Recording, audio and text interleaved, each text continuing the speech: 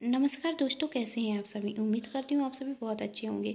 आज फिर मैं आप सभी के लिए एक नई कहानी लेकर आई हूँ। कहानी का नाम है सासू माँ और मीठे बोर।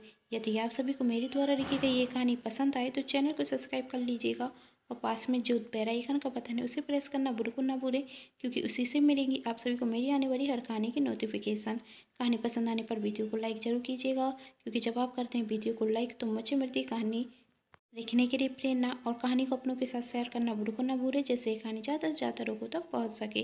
तो चलिए कहानी शुरू करते हैं। वंदना टीवी देख रही थी, तभी उसकी दोस्त निशा का फ़ोन आता। वंदना निशा का फ़ोन उठाती तो निशा कहती, हेलो वंदना, कैसी है। निशा ने कहा, मैं तो ठीक हूँ, तू बता आज यूँ अचानक से याद कैसे कर लिया, वरना तू तो हर वक्त बिजी रहती है। निशा ने कहा अब ताना देना छोड़, बस मैं तो ये कह रही थी कि बहुत दिनों से हम सभी दोस्त एक साथ कहीं घूमने के लिए नहीं गए, तो क्यों ना आज शाम को चलें। तू फ्री है क्या। वंदना ने कहा, हाँ मैं तो फ्री हूँ, मुझे कहाँ जाना है। तो ठीक है, मेरी बात पारुल और अंजलि से भी हो गई है, वह दोनों भी चल रही हैं, तो चलो आज चारों सहेलियां मिलकर मस्ती करते हैं। वंदना ने कहा, ठीक है। वंदना और निशा और बहुत सी बातें करती हैं, तभी वंदना की सास की आवाज़ आती। वंदना बहू कहाँ गई, मेरी दवा दे, मेरी दवा का समय हो गया है। अपनी सास की आवाज़ सुनकर वंदना घड़ी की तरफ देखती, घड़ी में 2 बज चुके थे। दवा का टाइम तो हो गया था, लेकिन वंदना अपनी सास की आवाज़ को अनसुना करती और निशा से बातें करने में व्यस्त हो जाती। फिर 10 मिनट बाद वंदना की सास की आवाज़ फिर आती। तब वंदना गुस्से में निशा से कहती, अच्छा निशा, मैं फ़ोन रखती हूँ। निशा ने कहा, क्यों, क्या हो गया, अभी तो अच्छा खासा मूड था, एकदम से मूड खराब क्यों हो गया। वंदना कहती, तो क्या करूं, मेरी सास है ना, उसके कारण तो पर चैन से बैठना भी मुश्किल है। अभी फ्री हो गई थी, सोचा थोड़ी देर आराम कर लूं, लेकिन सासू माँ की आवाज़ आने लगी, उनकी सेवा करने जाना है। तब निशा कहती, अरे ऐसा भी क्या हो गया कि इतना गुस्सा हो रही है, कोई काम होगा तभी तो बुला रही हैं। तब वंदना कहती, उन्हें कोई काम ही कहाँ है, घर का सारा काम तो मैं ही करती हूँ, उनका काम तो सिर्फ औरत चलाना और खाना खाना ही है। वंदना इतना कहती, तब उसकी सास की 2 बार और आवाज़ आ चुकी थी।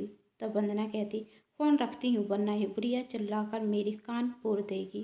कहते हुए वंदना ने फ़ोन रख दिया और खुद से कहती, चल वंदना, लग जा सास की सेवा में।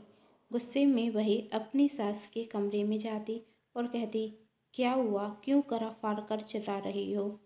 सास ने कहा, वंदना बहू, वो दवा का समय हो गया है। तब वंदना गुस्से में कहती, थोड़ी देर हो जाएगी दवा खाने में तो आपको कुछ हो नहीं जाएगा, और खुद उठकर नहीं रह सकती हो। तब वंदना की सास कहती, कर दवा ख़त्म हो गई थी तो कर, तुम बाजार से लेकर आई थी ना, तुमने दवा मेरे कमरे में रखी ही नहीं, बस वही मांग रही थी, अभी लेकर आती हूँ। कहते हुए वंदना गुस्से में अपने कमरे में चली जाती और दवा लेकर आती और अपनी सास को गुस्से में दवा देते हुए कहती है, लीजिए आपकी दवा और अब खुद ही खा लेना, और मुझे बात बात पर परेशान मत कीजिए। दिन भर घर का अकेले सारा काम करती हूँ और थोड़ी देर आराम करने का मौका मिलता है तो आप शुरू हो जाती हैं। आपके मन में दया नाम की चीज़ नहीं है क्या, कि बहू दिन भर काम कर रही है तो उसे परेशान ना करें और कुछ चाहिए, वरना मैं अपने कमरे में जा रही हूँ। वंदना ने गुस्से में कहा। तब वंदना की सास कहती है, बहू यदि 1 कप चाय और बना देती, सिर दर्द से फटा जा रहा है। हे भगवान, कितनी चाय चाहिए होती है आपको, अभी सुबह तो पी थी। नौकरानी हूँ ना, जो हुक्म पर हुक्म चलाती रहती हैं, बस काम करते रहो, आपकी सेवा करते रहो, मैं आराम करूँगी तो आपको तो परेशानी हो जाएगी, गुस्से में वंदना ने कहा। तब वंदना की सास कहती, बहू तुम जाकर अपने कमरे में आराम करो, मैं सिर बांध कर सो जाती हूँ। हाँ सो जाइए, वैसे भी आपको क्या काम है। कहकर वंदना अपने कमरे में जाती और टीवी देखने लगती और खुद से ही वंदना बड़बड़ाते हुए कहती, इस बुढ़िया ने तो दिमाग खराब कर कर रखा है, सिर दुखने रखा है इसके कारण। एक काम करती हूँ, 1 कप गर्म चाय पीती हूँ, तब जाकर सिर को आराम मिलेगा। सोचते हुए वंदना रसोई में जाती और चाय बनाने रखती है, साथ में कुछ नाश्ता निकालती और टीवी देखते हुए आराम से बैठकर चाय और नाश्ता करने लगती। और वहाँ वंदना के साथ सिर बांध लेती। थोड़ी देर बाद वंदना घड़ी की तरफ देखती तो शाम के 5 बज चुके थे। वंदना, अभी तो तैयार भी होना है, निशा और मेरी सहेलियाँ मेरा इंतजार कर रही होंगी। सोचते हुए वंदना तैयार होती और घर के बाहर जाने लगती। तभी वंदना की सास कहती, बहू कहीं जा रही हो क्या।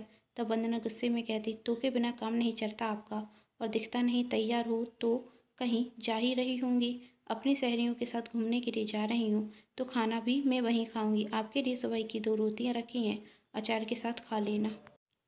कहते हुए वंदना वहाँ से निशा के घर जाती। पारुल तो आ जाती, सभी अंजलि का इंतजार कर रहे थे। अंजलि को आने में देर हो जाती, तभी निशा कहती, तेरा हर बार का है, कभी भी समय पर नहीं आती। तब अंजलि ने कहा, यार वही घर के कामों में व्यस्त थी, इसलिए आने में देर हो गई। ऐसा क्या कर रही थी? निशा ने पूछा। अंजलि कहती है, अब मैं तो तुम सबके साथ बाहर खाना खाऊंगी, लेकिन सासू माँ, ससुर जी और इनके लिए तो खाना बनाना था ना। सभी के लिए खाना बना कर आई हूँ तो समय रख गया। तब वंदना कहती, एक दिन खाना तेरी सास बना रही थी तो क्या फ़र्क पड़ता? तब अंजलि ने कहा, अरे माँ जी ने तो कहा था कि वही खाना बना देंगी, लेकिन अब उनकी उम्र हो गई है, उनके बस का कहाँ अकेले खाना बना सके, इसलिए मैं खाना बनाकर आ गई। तब वंदना मन में सोचती, अजीब बेवकूफ़ है, एक दिन मिला था घर के काम से बचने के लिए, वही भी गवा दिया। तभी निशा ने कहा, छोड़ो ये सब बातें, यदि बातें करते रहेंगे तो समय हो जाएगा, अब जल्दी चलो, मुझे भी घर जल्दी आना है। कहते हुए वंदना और उसकी सहेलियाँ वहाँ से मोड़ चली जाती। सभी अपने लिए और अपने परिवार के लिए कुछ ना कुछ शॉपिंग करती हैं। वंदना ने भी खुद के लिए बहुत सी शॉपिंग की, मेकअप का सामान, ज्वेलरी और नई नई साड़ियाँ खरीदी। फिर सभी होटल में जाकर खाना खाते। रात के 9 बज चुके थे।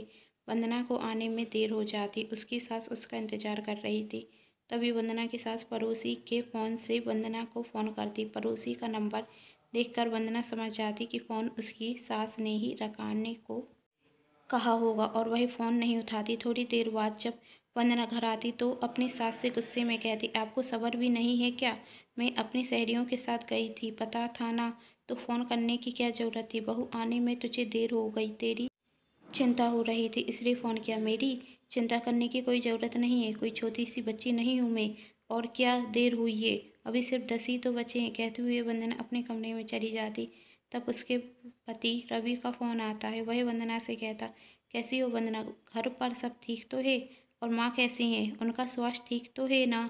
तब वंदना ने कहा, मैं भी अच्छी हूँ, तुम्हारी माँ भी, और मेरे होते हुए तुम्हें उनकी चिंता करने की कोई ज़रूरत नहीं। वो तो है। रवि कहता, अच्छा माँ को फ़ोन देना, वैसे भी बहुत दिन हो गए उनसे बात नहीं की मैंने। वंदना ने कहा, अरे रवि, रात के 10 बज चुके हैं, माँ जी तो अभी तक सो चुकी होंगी, अब उन्हें गहरी नींद में सोते हुए जगाना अच्छा तो नहीं होगा। और तुम बताओ, तुम कब आ रहे हो? रवि ने कहा, अभी तो 2 महीने तक मुझे छुट्टी नहीं मिलने वाली, 2 महीने बाद बताता हूँ। मैं तुम्हें बहुत याद करती हूँ, जल्दी घर आया करो। वंदना ने कहा। रवि कहता, मैं भी तुम्हें और माँ को बहुत मिस करता हूँ और तुम दोनों से मिलने का मेरा बहुत मन है, कोशिश करूँगा जल्दी घर आने की। तभी वंदना कहती, इस बार पैसे कुछ ज़्यादा भेजना। क्यों, क्या हुआ? रवि ने पूछा। वंदना कहती, इस बार खर्च कुछ ज़्यादा हो गया है तो कुछ ज़्यादा पैसे लगेंगे। तब रवि कहता, वंदना तुम तो जानती हो मेरी इनकम सीमित है, थोड़ा सोच समझ कर खर्च किया करो। तब वंदना कहती, अब मैं अपने ऊपर थोड़ी ना करती हूँ, तुम्हें तो पता ही है कितनी महंगाई है, और तुम्हारी माँ की दवाइयाँ में भी तो खर्च होता है और वह भी महंगी हो चुकी हैं। जानता हूँ, रवि ने कहा, लेकिन फिर भी थोड़ा कम खर्च किया करो। ठीक है, लेकिन पैसे कब भेज रहे हो? 5 तारीख तक भेज दूंगा, रवि ने जवाब दिया। जल्दी भेजना, मुझे बहुत ज़रूरत है, वंदना ने कहा। रवि ने कहा, ठीक है, जल्दी भेज दूंगा। कहते हुए फ़ोन रख देता। वंदना हर बार सास की दवाइयों के नाम पर रवि से ज़्यादा पैसे मांग लेती और खर्च अपनी शॉपिंग और घूमने में करती। रवि गाँव से दूर शहर में नौकरी किया करता था और वंदना अपनी सास के साथ गाँव में रहती थी, इसलिए रवि ये सोचकर संतुष्ट था कि कम से कम वंदना है माँ के पास, तो माँ को किसी भी चीज़ की कमी नहीं है। और वंदना यहाँ अपनी सास से अच्छे से बात नहीं करती थी। वंदना तो अपनी सास को देखना तक पसंद नहीं करती थी।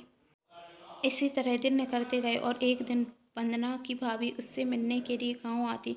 वंदना कहती, भाभी बहुत दिन बाद टाइम मिला आपको मुझसे मिलने का? तो वंदना की भाभी ने कहा, दीदी आपको तो पता ही है, घर में मैं व्यस्त रहती हूँ, टाइम ही कहाँ मिलता है।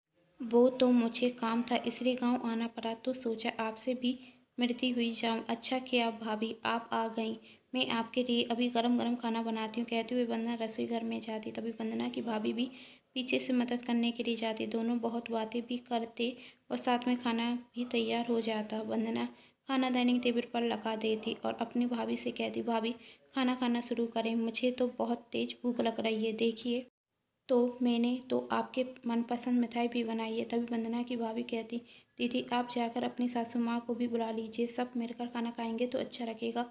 तभी वंदना कहती, सासू माँ को बुलाने की क्या ज़रूरत है। तभी वंदना की भाभी कहती, ऐसा क्यों कह रही हो दीदी। तो वंदना कहती है, मेरा मतलब है कि सासू माँ को अभी भूख नहीं है।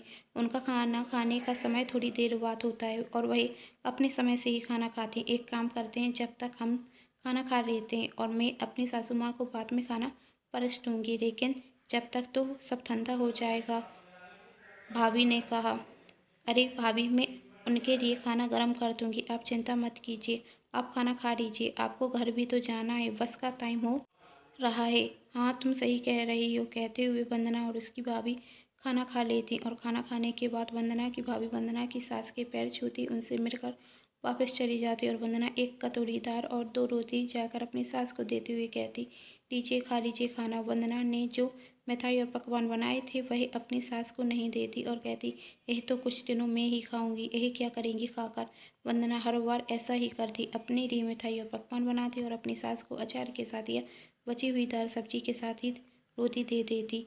वंदना की सास उससे कुछ नहीं कहती। रात को वंदना के पास उसकी भाभी का फ़ोन आता। वह कहती, दीदी मेरा पर्स ना आपके घर पर छूट गया, एक काम करो ना, कर आकर मेरा पर्स मुझे दे देना। वंदना ने कहा, ठीक है भाभी, आ जाऊंगी। दूसरे दिन वंदना अपने भाभी के घर जाती। जब वंदना घर जाती तो उसकी भाभी और माँ खाना खा रही थी, लेकिन वंदना यह देखकर हैरान रह जाती कि वंदना की भाभी तो स्वादिष्ट पकवान खा रही हैं और उसकी माँ मिर्ची के साथ सूखी रोटी खा रही हैं। यह देख वंदना को बहुत गुस्सा आता और वह अपनी भाभी से कहती, भाभी ये सब क्या है। आप जब घर आई थी तो मैंने आपके लिए इतना स्वादिष्ट पकवान मिठाई बनाई थी और आप मेरी माँ को यह रूखा सूखा खिला रही हैं, आपको शर्म आनी चाहिए। गुस्से में अपनी भाभी से वंदना बहुत कुछ कहती।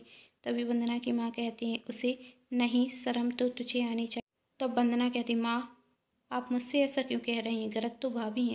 तब वंदना की माँ कहती है, मुझे एक दिन ऐसा खाना खाते हुए देख तुझे बहुत दुख हो रहा है और तू जो हर दिन अपनी सास को ऐसा खाना खिला रही है उसका क्या। और तू तो अपनी सास से अच्छे से बात तक नहीं करती, अपनी सास पर गुस्सा दिखाती है। वंदना अपनी माँ और भाभी को हैरानी से देखती। तभी वंदना की भाभी कहती, दीदी मेरा कर आपके घर पर्स छूट गया था, तो कल मैं जब लौट कर आपके घर जाती तो देखती कि आप अपनी सास के लिए बचा हुआ खाना लेकर जा रही हैं और उनकी थाली में ना ही पकवान थे और ना ही मिठाई, और ऊपर से आप उन पर चिल्ला भी रही थी, जिसे देखकर मुझे बिल्कुल भी अच्छा नहीं लगा और आपको सबक सिखाने के लिए मुझे और माँ जी को यह नाटक करना पड़ा और इसलिए आपको मैंने यहाँ बुलाया।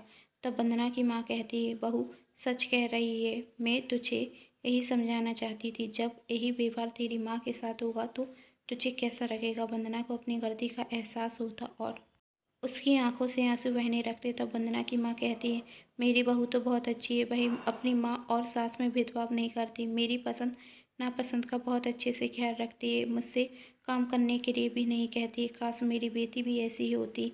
और वंदना से कहती, क्या वंदना तुम अपनी सास से 2 शब्द अच्छे से नहीं बोल सकती, क्या उनके लिए गरम गरम रोटी नहीं बना सकती।